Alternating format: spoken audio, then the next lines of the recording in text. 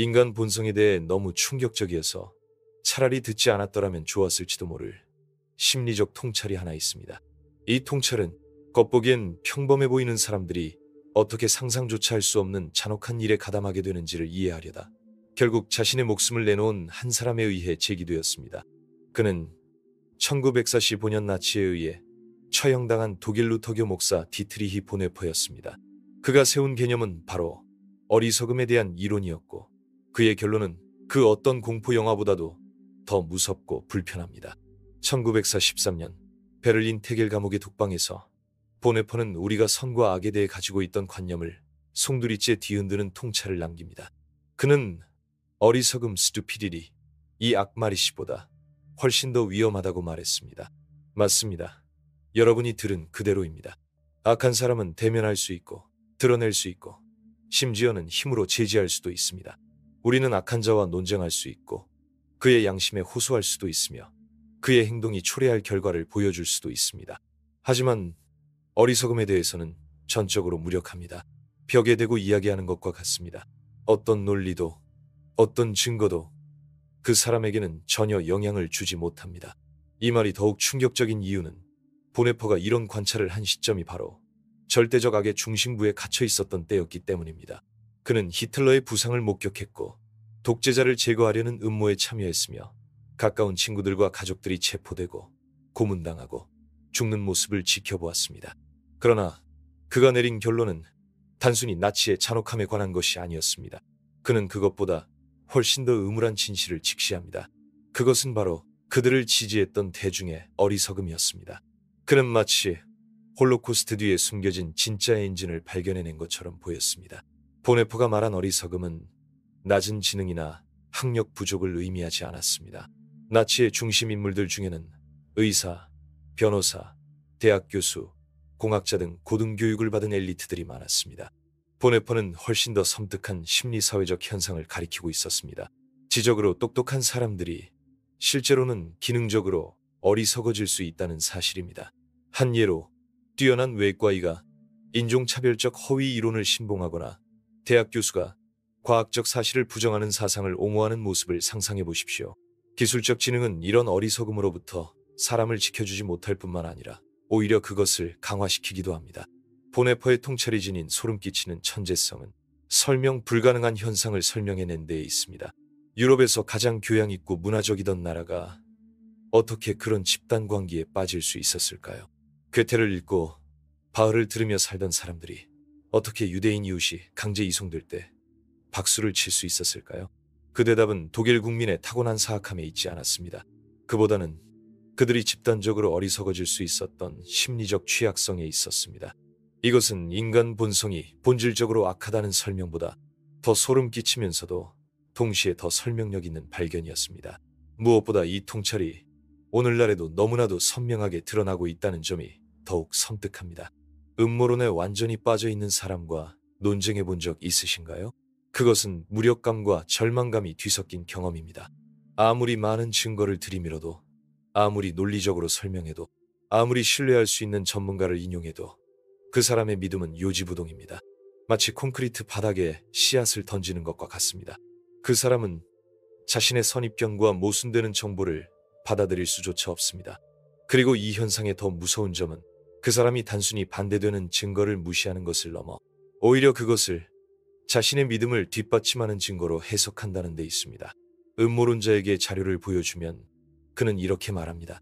봐라, 이건 그들이 얼마나 조직적으로 숨기고 있는지를 보여주는 거야. 전문가를 인용하면 그 사람도 이미 매수됐어. 그들도 이 체제의 일부야 라고 반응합니다. 이것은 외부 현실이 침투할 수 없는 닫힌 신념 체계입니다. 오늘날 우리가 대안적 현실이라 부르는 현상의 심리적 메커니즘을 보네퍼는 이미 80년 전 감옥에서 꿰뚫고 있었던 것입니다. 보네퍼가 묘사한 이 어리석음에는 하나의 뚜렷한 특징이 있습니다. 그것은 권력이 커지고 사회적 조작이 강화되는 맥락 속에서 나타난다는 것입니다. 사람들이 점차 지적 자율성을 잃기 시작할 때, 질문을 멈추고 단순히 구호만 반복하기 시작할 때, 그들은 보네퍼가 말한 기능적 어리석음에 빠지게 됩니다. 이것은 급격하게 발생하는 것이 아니라 서서히 거의 눈치채지 못할 정도로 천천히 퍼지는 일종의 지성의 독입니다. 처음에는 몇 가지 사안에 대해 질문을 멈춥니다. 그 다음엔 더 많은 것들에 대해 침묵합니다. 그리고 마침내 어떤 것도 질문하지 않게 됩니다. 이 독일인 목사는 이런 어리석음이 단순한 지능의 결함이 아니라 윤리적 태도의 문제라고 꿰뚫어 보았습니다. 즉, 이 어리석음은 생각하지 않기로 선택하는 무의식적인 결단입니다. 대중을 따르고 지도자의 말을 그대로 반복하고 스스로 판단하지 않고 타인의 판단에 기대는 것이 더 쉽기 때문입니다. 이 지적 게으름은 곧 도덕적 비겁함으로 변하고 그 도덕적 비겁함은 결국 행동의 어리석음으로 나타납니다. 이 인과관계의 사슬을 보네퍼는 마치 외과 의사처럼 날카롭게 해부해낸 것입니다. 이것이 현대사회에 얼마나 정확하게 적용되는지 생각해 보십시오. 우리는 정보가 넘쳐나는 시대에 살고 있습니다. 하지만 동시에 잘못된 정보도 실시간으로 퍼져나갑니다. 사람들은 인류의 모든 지식에 손쉽게 접근할 수 있음에도 불구하고 오히려 자신이 믿고 싶은 것만 확인해주는 거품 속에 갇혀 살기를 선택합니다.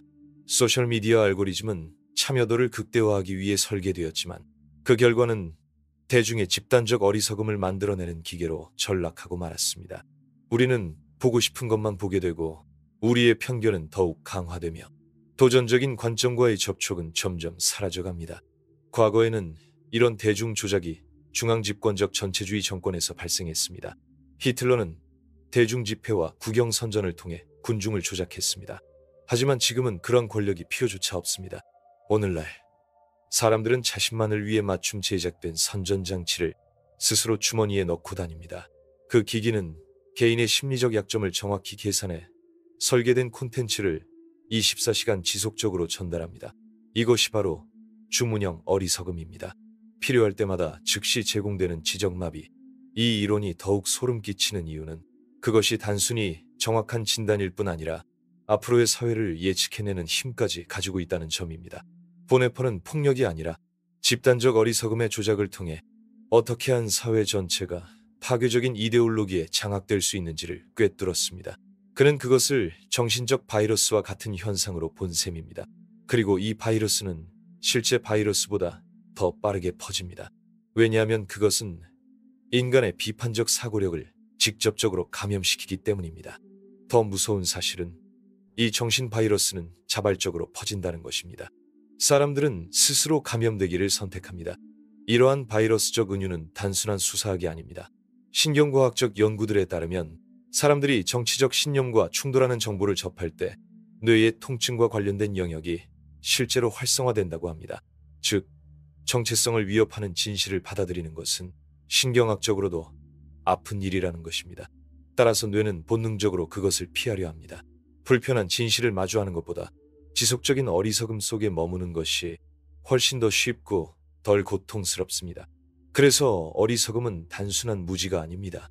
그것은 선택입니다. 생각하지 않기로, 책임지지 않기로, 그리고 결국 진실과 인간다움으로부터 도피하기로 한 윤리적이고 심리적인 선택입니다. 본 회퍼에 따르면 어리석음은 지능의 부족이 아닙니다. 그것은 지적 용기의 부재입니다. 스스로 생각하는 것을 두려워하는 마음, 권위의 질문을 던지는 것을 두려워하는 태도, 불편한 진실과 마주하는 것을 회피하려는 심리, 이 모든 것이 어리석음의 본질입니다. 이 지적 비겁함은 때로 충성심, 애국심, 심지어는 신앙처럼 보이기도 합니다. 하지만 실상은 두려움일 뿐입니다. 틀릴까봐 두려운 마음, 집단으로부터 소외될까봐 두려운 마음, 자신의 판단에 책임을 져야 할까봐 두려운 마음, 그리고 이 두려움은 타인의 어리석음으로부터 이득을 얻는 이들에 의해 체계적으로, 계산적으로 이용됩니다. 보네퍼는 이보다 더 소름 끼치는 현상도 포착했습니다. 어리석음은 전염된다는 사실입니다. 어리석은 사람이 권력이나 영향력을 얻게 되면 단순히 나쁜 결정을 내리는데 그치지 않습니다. 그는 주변 사람들까지 어리석게 만듭니다. 마치 도덕적 나침반을 흐트러뜨리는 자기장처럼 작용하는 것입니다. 평소라면 명확하게 사과할 수 있었던 사람들이 불합리한 주장에 동의하게 되고 거짓을 되풀이하며 자신의 이익에도 반하는 행동을 하기 시작합니다. 오늘날 사회심리학은 이 현상을 정서적 전염이라 부릅니다. 하지만 보네퍼는 이미 수십 년 전에 이 심리적 전염병의 본질을 간파하고 있었습니다. 이 감염은 인간이 공동체 속에서 살아남기 위해 진화시켜온 사회적 본능을 역이용하는 방식으로 작동합니다. 소속되고 싶다는 욕구, 인정받고자 하는 필요, 충돌을 피하려는 경향, 이 모든 것이 집단적 어리석음을 유도하는 도구가 되어버립니다. 그래서 본 회퍼는 말했습니다. 어리석음은 악보다 더 위험하다고. 악은 숨어있지만 어리석음은 드러냅니다. 그리고 자신이 옳다고 확신하는 자들을 끌어모읍니다. 무지 속에서도 스스로를 의롭다 여기는 이들을 말입니다. 그가 관찰한 가장 교묘하고도 파괴적인 메커니즘 중 하나는 바로 이것입니다. 사람이 어리석어질수록 자신의 의견에 대한 확신은 더욱 강해진다는 것. 오늘날 이것을 우리는 더닝 크루거 효과라고 부릅니다. 능력이 부족한 사람이 자신의 능력을 과대평가하는 심리적 경향입니다. 하지만 보네퍼는 이 현상을 더 깊이 보았습니다. 그는 이 확신이 단순한 부작용이 아니라 어리석음을 유지시키고 확산시키는 도구라고 봤습니다. 자기 확신은 질문과 회의를 막는 방패가 되어 어리석음을 영구히 보존합니다. 그가 나치 독일에서 겪은 경험은 이 이론을 단순한 철학적 통찰이 아니라 살아있는 역사적 증거로 바꾸어 주었습니다. 보네퍼는 보았습니다. 평범한 사람들, 때로는 선한 의도를 가진 사람들마저도 이 유도된 어리석음을 통해 끔찍한 일의 공범이 되어가는 모습을. 그들은 본질적으로 악하지 않았습니다. 그들은 단지 생각하기를 멈춘 사람들이었습니다. 비판적 사고의 고통보다는 수능의 편안함을 선택한 사람들이었습니다. 아마도 보네퍼 이론에서 가장 섬뜩한 교훈은 이것일 것입니다. 악이 승리하기 위해 굳이 악한 사람들이 필요한 것은 아닙니다. 단지 생각하지 않는 사람들만 있으면 됩니다. 그는 이 변화를 단계별로 기록했습니다. 처음에 사람들은 단지 사회에 맞추기 위해 유대인을 비난하는 구호를 따라 말했습니다. 그 다음엔 문제를 일으키지 않으려는 이유로 유대인 가게를 피하기 시작했습니다. 그리고 이웃 유대인이 사라졌을 때는 자기 가족의 안녕을 위해 침묵했습니다. 각각의 행동은 그 순간에는 별것 아닌 일로 보였지만 이 모든 것들이 모여 지옥으로 내려가는 계단을 만들어냈습니다. 어리석음은 커다란 도약을 요구하지 않습니다. 그저 일련의 작고 반복적인 타협만으로 비극을 만들어냅니다. 인류 역사 속의 대재앙들, 제노사이드, 불필요한 전쟁, 충분히 예방 가능했던 경제 붕괴, 그 속에서 우리는 악랄한 음모가 아닌 질문을 멈춘 평범한 다수의 존재를 발견합니다. 카리스마 있는 리더를 따라가며 지적 자율성을 포기하고 자발적인 무지 속에 안주했던 사람들. 그들의 존재야말로 보네퍼의 발견이 우리에게 던지는 가장 뼈아픈 진실입니다. 역사학자 크리스토퍼 브라우닝에져서 Ordinary Man 역시 이 이론을 역사적 사실로 입증합니다. 그는 폴란드에서 유대인을 학살하는 데 가담했던 중년 독일 경찰대대의 사례를 연구했습니다. 그들 대부분은 특별한 이념적 광신도도 아니었고 그저 평범한 노동자 출신의 시민들이었습니다. 그들은 강요당한 것이 아니었습니다. 단지 서서히 설득되었을 뿐입니다. 사회적 압력과 폭력의 일상화 속에서 이것이 보네퍼가 경고했던 생각하지 않음의 비극입니다. 선한 사람들이 악한 일에 가담하게 되는 가장 현실적이고 무서운 방식입니다. 보네퍼는 어리석음이 단지 우연한 약점이나 실수가 아니라 권력자에게 유익하게 작동하는 기능적 특성을 지녔다는 사실을 명확히 지적했습니다. 어리석은 사람은 조작하기 쉽습니다. 그들은 편리한 거짓말을 기꺼이 받아들이고 자신과 다른 생각을 가진 이들을 비난하고 공격하며 권위에 복종하는 것을 미덕처럼 여기게 됩니다. 그래서 독재 정권들은 언제나 선전과 프로파간다에 막대한 자원을 쏟아붓습니다. 그들의 목표는 지성인을 설득하는 것이 아닙니다. 오히려 스스로 생각하지 못하는 사람들을 대량 생산하고 유지하고 활용하기 위함입니다. 선전이란 설득이 아니라 인지 능력의 마비를 위한 도구입니다. 이것이 바로 보네퍼의 통찰이 가진 섬뜩함입니다. 그러나 더 무서운 사실은 이것입니다. 어리석음을 대량으로 만들어내기 위해 꼭 독재 정권이 필요하지 않다는 것. 겉으로는 민주적인 체제 안에서도 이런 조작은 훨씬 정교하고 교묘하게 일어날 수 있습니다. 왜냐하면 사람들은 자신이 조작당하고 있다는 사실조차 인식하지 못하기 때문입니다. 무지를 지적 독립으로 포장하고 무비판적 수능을 저항처럼 보이게 만들며 집단 사고를 개인적 선택처럼 위장하는 사회에서는 어리석음은 강요가 아니라 자발적 선택처럼 보이게 됩니다. 이것이야말로 본 회퍼 이론의 가장 암울한 측면이며 오늘날 그 정확성이 날카롭게 드러나는 지점입니다. 우리는 지금 정보화 시대를 살고 있지만 동시에 집단적 어리석음이 산업화된 시대를 살고 있습니다. 소셜미디어의 알고리즘은 사람들의 시선을 오래 붙잡아두기 위해 점점 더 자극적이고 극단적인 콘텐츠를 밀어냅니다. 이로 인해 만들어지는 에코챔버는 사고의 다양성을 제거하고 확증 편향과 거짓 확신만을 키워냅니다. 거짓 정보는 진실보다 6배 빠르게 퍼집니다. 왜냐하면 그것은 인간의 가장 원초적인 공포와 편견을 자극하기 때문입니다. 본회퍼적 어리석음은 디지털 기술과 결합하면서 그 파괴력을 기하급수적으로 확대하고 있습니다. 이 어리석음에는 또 하나의 무서운 속성이 있습니다. 그것은 스스로를 방어하고 유지하기 위해 자기 합리화와 정당화의 심리 메커니즘을 활용한다는 것입니다. 사람이 한번 근본적인 거짓을 받아들이면 그 왜곡된 세계관을 유지하기 위해 점점 더 많은 거짓을 받아들여야 합니다.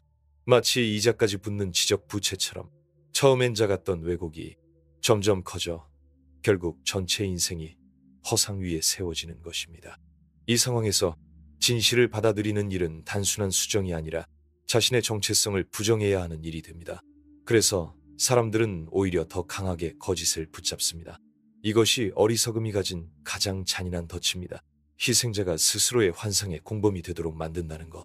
이 현상은 심리학자 리언 페스팅거의 인지 부조화 이론에서도 확인됩니다. 사람은 자기 신념과 충돌하는 정보를 접할 때 사실을 받아들이기보다 합리화, 부정, 회피 등으로 자신을 보호하려 합니다. 보네퍼는 나치의 시대를 살며 이 현상을 이미 수십 년 앞서 관찰했습니다. 그는 보았습니다. 잔혹한 현실의 증거를 접하고도 나치 지지자들이 그것을 부인하거나 전혀 다른 의미로 해석하는 모습을. 그는 말했습니다. 어리석음이 사회 전체에 퍼지면 그것은 일종의 진실에 대한 집단적 면역체계를 형성한다고. 명백한 사실이 부정되고 결정적인 증거는 무시되며 논리적 주장은 조롱거리가 됩니다. 그 결과 기자들은 국민의 적이 되고 과학자들은 기득권 엘리트가 되고 학자들은 선동가가 되어버립니다. 이 진실에 대한 면역은 단단한 자기 방어 구조로 유지됩니다. 정부 데이터가 정책 실패를 보여주면 깊은 국가가 숫자를 조작한 거야. 여러 독립된 출처가 동일한 사실을 보도하면 봐봐, 얼마나 정교하게 음모가 퍼졌는지. 이런 사고 구조는 모든 반박을 오히려 입증으로 재해석하는 패러노이드한 자가 면역 시스템입니다.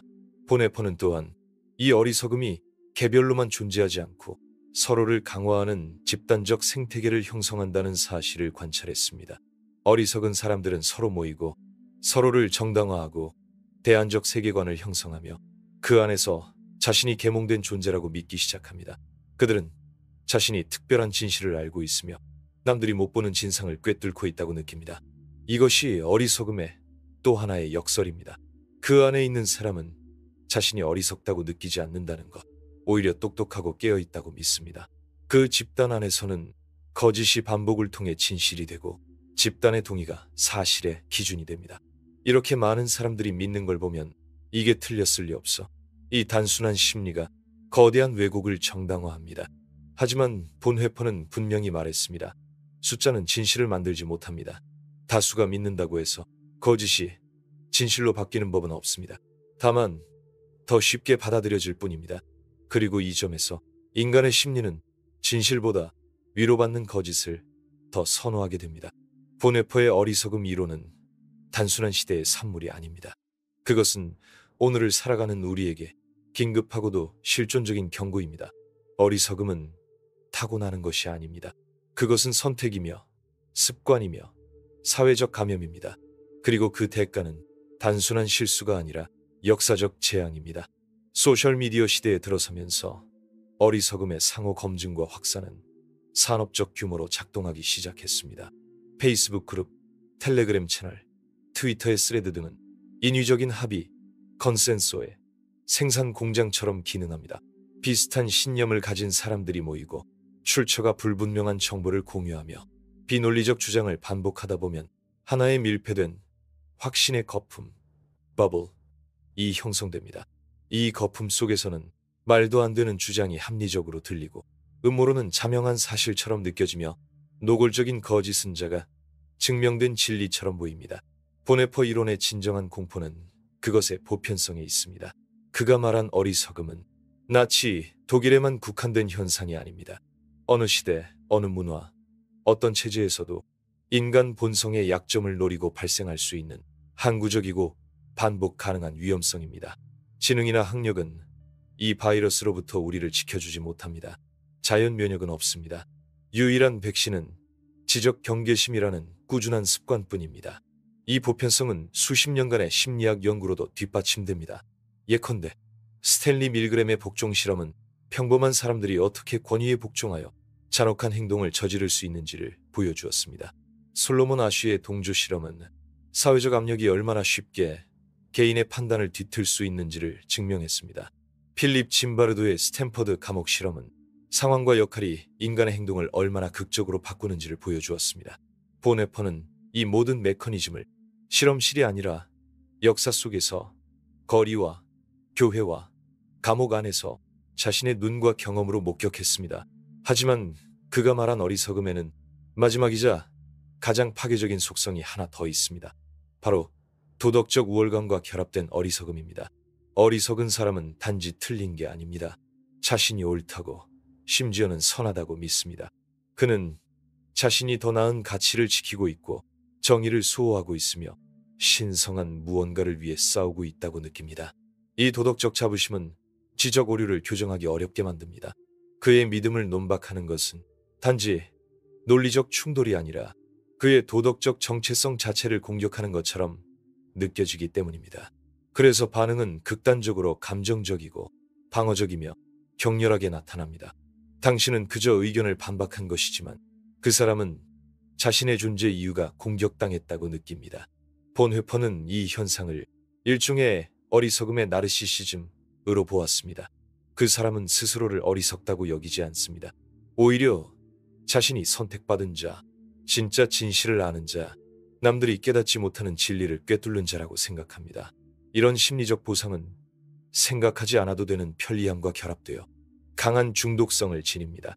분석, 비판, 증거 검토, 자기 반성 같은 고된 지적 노동 없이도 단지 몇 가지 믿음에 동의하는 것만으로 자신이 똑똑하고 특별하다는 확신을 얻을 수 있기 때문입니다. 이 심리적 만족은 일종의 인지적 마약처럼 작용합니다. 남들이 보지 못하는 진실을 나는 안다는 쾌감은 더 많은 은밀한 진실을 찾고자 하는 충동으로 이어집니다. 그래서 음모론, 극단적 이데올로기, 사이비 운동 등이 소외된 이들의 심리적 갈증을 이용해 영향력을 넓히는 것입니다. 보네퍼는 또 하나의 중요한 통찰을 남겼습니다. 어리석음은 공포와 불확실성의 틈에서 자란다는 사실입니다. 사람들이 위협을 느끼고 혼란스럽고 상반된 정보에 압도당할 때 그들은 단순한 해답을 원하게 됩니다. 설사 그것이 터무니없더라도 말입니다. 두려움은 비판적 사고를 마비시키고 생각보다는 생존 본능이 앞서게 만듭니다. 그 틈을 노리는 것이 조직된 어리석음입니다. 그래서 경제적 위기, 보건 위기, 사회적 불안은 종종 집단적 비이성의 폭발로 이어집니다.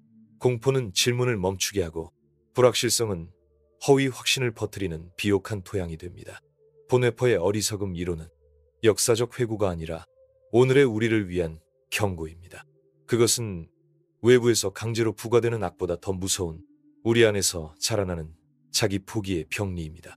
그 병은 자발적인 믿음, 확신의 찬무지, 도덕적 우월감, 그리고 끊임없는 상호 확인을 통해 더욱 단단해지고 퍼지며 결국 사회 전체의 윤리적 나침반을 잃게 만듭니다. 그 어떤 시대에도 그 누구에게도 이 어리석음은 침투할 수 있습니다. 그렇기 때문에 우리는 보네퍼의 목소리를 기억해야 합니다. 진실은 말해줘야 하고 어리석음과의 싸움은 포기되어선 안 된다. 왜냐하면 어리석음은 악보다 더 위험하기 때문이다.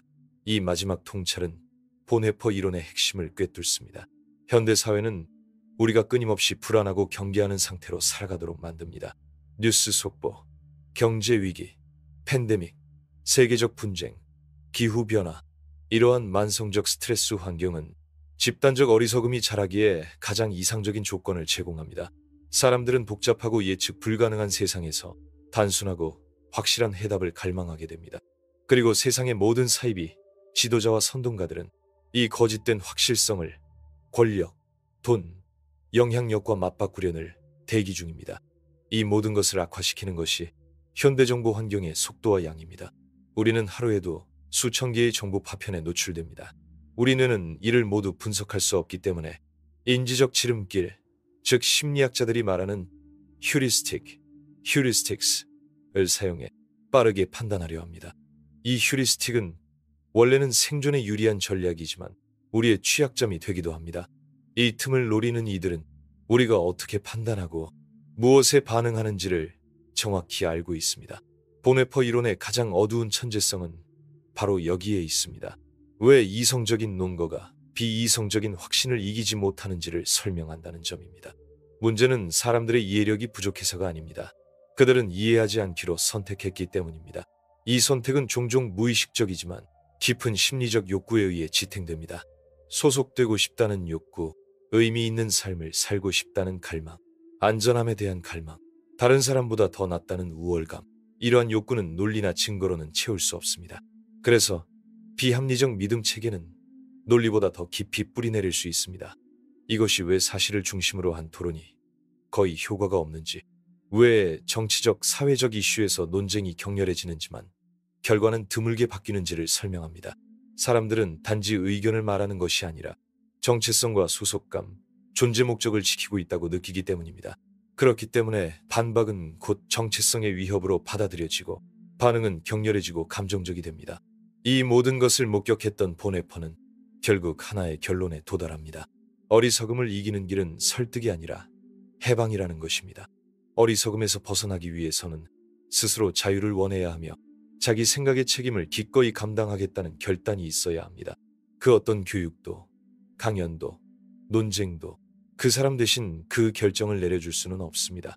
우리는 정보를 제공할 수 있습니다. 의문을 품게 만들 수는 있습니다. 그러나 생각하도록 강요할 수는 없습니다. 이 진실은 동시에 희망과 절망을 안겨줍니다. 희망적인 이유는 어리석음은 영구적인 형벌이 아니라 선택이라는 것. 언제든 개인의 의지로 되돌릴 수 있습니다. 하지만 절망적인 이유는 우리가 아무리 노력해도 다른 사람을 깨우게 할 수는 없다는 것. 그 여정은 각자의 몫입니다. 우리가 할 수 있는 유일한 일은 자기 자신을 관리하는 것, 우리 자신의 정신위생을 지키는 것, 그리고 삶으로, 태도로, 사고방식으로 생각하는 삶의 모범을 보여주는 것뿐입니다. 이러한 자각은 우리가 어리석음과 마주할 때 그 접근 방식을 근본적으로 바꾸게 만듭니다. 우리는 더 이상 논리로 이기겠다는 환상 속에 머물지 않습니다. 대신 누군가 스스로 선택할 수 있는 조건을 만들어주는 데 집중합니다. 수능을 강요하는 사회적 압력을 줄이고 질문할 수 있는 안전한 공간을 만들고 비판적 사고를 실천하는 삶을 보여주는 것. 이것이 진정한 변화의 시작점입니다. 보네퍼의 이론은 단지 사회에 대한 경고가 아닙니다. 그것은 무엇보다도 우리 자신에 대한 내적 성찰을 요구합니다. 나는 지금 어떤 영역에서 불편한 진실 대신 편리한 어리석음을 선택하고 있는가? 나는 언제 구호를 되풀이하며 실제로는 생각하지 않기로 결정했는가? 나는 언제 다수의 흐름에 그냥 올라탔는가? 나는 복잡한 문제에 대해 단순한 해답을 받아들이고 있지 않은가? 이런 질문들은 마주하고 싶지 않은 질문일지도 모릅니다. 하지만 우리의 지적, 윤리적 성숙을 위해서는 반드시 직면해야 할 질문들입니다. 보네퍼는 결국 단순한 이론을 넘어 자기 성찰 없는 시대에 대한 깊은 경고를 남겼습니다. 그 경고는 지금도 유효하며 아마 지금처럼 어지러운 시대일수록 더 절실히 들어야 할 목소리입니다. 이 마지막 고찰은 보네퍼의 이론이 지닌 가장 깊은 불편함이자 가장 위대한 선물을 정확히 짚어냅니다. 우리가 그의 어리석음 이론을 마주할 때 그것은 단지 타인에 대한 통찰이 아니라 우리 자신을 향한 날카로운 거울이 됩니다. 누구나 사고가 흐려지는 사각지대를 가지고 있습니다. 정치, 종교, 관계, 커리어, 신념, 이 모든 영역엔 합리성보다 방어 본능이 먼저 작동하는 주제들이 숨어 있습니다. 그 안에서는 우리가 생각하기보다 믿기를, 의심하기보다 확신하기를, 탐구하기보다 반복하기를 선택합니다. 그리고 이 영역들을 인식하는 것이 자유로운 정신으로 가는 첫걸음입니다. 어쩌면 보네퍼 이론의 가장 두려운 측면은 그것이 우리로 하여금 자기 신념까지 의심하게 만든다는 점일지도 모릅니다. 내가 지금 믿고 있는 이 확신은 진지한 사고의 결과인가? 아니면 단순한 사회적 동조의 산물인가? 나는 지금 생각하고 있는가? 아니면 어디선가 들은 말을 반복하고 있는가? 내가 믿는 정보 출처는 진짜 신뢰할 만한가? 아니면 내 욕망을 충족시켜주는 존재일 뿐인가? 이런 자문은 무척 불편합니다. 하지만 동시에 진정한 지적 자유로 가는 길이기도 합니다. 보네퍼는 우리에게 말합니다. 지적 경계심이야말로 정신적 자유의 대가라고. 우리는 끊임없이 자신의 전제를 의심하고 자신의 확신을 시험하고 내가 틀릴 수도 있다는 가능성을 열어두는 훈련을 해야 합니다. 이것은 정원처럼 가꾸어야 할 작업입니다. 잠깐이라도 방심하면 어리석음이라는 잡초가 조용히 자라납니다. 하지만 이 경계심은 편집증이나 극단적 회의주의가 아닙니다. 이것은 철학자 칼 포퍼가 말한 비판적 합리주의와 맞닿아 있습니다. 내 신념도 다른 사람의 신념과 마찬가지로 똑같은 검증과 질문을 받아야 한다는 태도, 충분한 증거가 제시되면 기꺼이 입장을 바꿀 수 있는 유연함, 확신과 신뢰, 가능성과 확률의 차이를 인식하는 분별력. 이러한 태도가 바로 어리석음으로부터 벗어나기 위한 유일한 내적 방패입니다. 보네퍼가 남긴 진짜 유산은 이론이 아닙니다. 삶 그 자체의 증언입니다. 그는 주류에 저항하며 생각했고 그 선택은 그의 직업, 자유, 결국 생명을 앗아갔습니다. 하지만 그는 생각하며 죽는 길을 택했습니다. 어리석게 사는 것을 거부했기 때문입니다. 이러한 지적 용기는 단지 이상적인 미덕이 아니라 현대사회에서 생존을 위한 실천적 필요입니다. 기후변화의 부정은 수십억 인류를 위협하는 잘못된 정책으로 이어지고 백신 음모론은 예방 가능한 질병의 확산을 낳으며 전문 지식에 대한 불신은 한 나라 전체의 경제를 붕괴시킬 수 있습니다. 조직된 어리석음은 더 이상 개인의 문제가 아니라 인류 공동체의 존립을 위협하는 위험 요소입니다. 보네퍼는 우리 각자에게 무거운 책임을 남깁니다. 생각할 것인가? 멈출 것인가? 질문할 것인가? 따를 것인가? 어려운 자유를 택할 것인가? 편안한 수능을 택할 것인가? 이 선택은 거창한 결단의 순간에만 주어지는 것이 아닙니다. 매일의 작고 사소한 순간마다 반복됩니다. 어떤 기사 하나를 공유하기 전에 나는 출처를 확인하고 있는가? 어떤 주장에 동의할 때 나는 그것을 생각해본 후 동의하는가? 아니면 그냥 내 편이니까 받아들이는가? 누군가와 의견이 다를 때 나는 그의 논리를 듣고 있는가? 아니면 내 확신만을 방어하고 있는가? 이러한 질문 앞에 설 때 우리는 비로소 보네퍼가 말한 생각하기로 선택하는 인간이 될 수 있습니다. 그리고 이 책임은 더 큰 영향력을 가진 사람일수록 더 크고 무겁습니다. 교육자, 언론인, 정치인, 여론 형성자, 이들이 어리석음의 편의를 택할 때 그 피해는 사회 전체로 확산됩니다. 그들은 단지 개인적 오류를 범하는 것이 아니라 집단적 무지의 전염원이 됩니다. 결국 보네퍼의 어리석음 이론은 냉혹한 거울입니다. 그것은 타인의 결점을 드러내는 데 그치지 않습니다. 우리 안의 나약함, 우리 안에 미처 자각하지 못한 무지를 비춥니다. 그는 우리에게 말합니다. 우리 모두는 어리석음의 씨앗을 지니고 있다. 그리고 그것이 싹트지 않게 하려면 깨어있는 의식이 필요하다.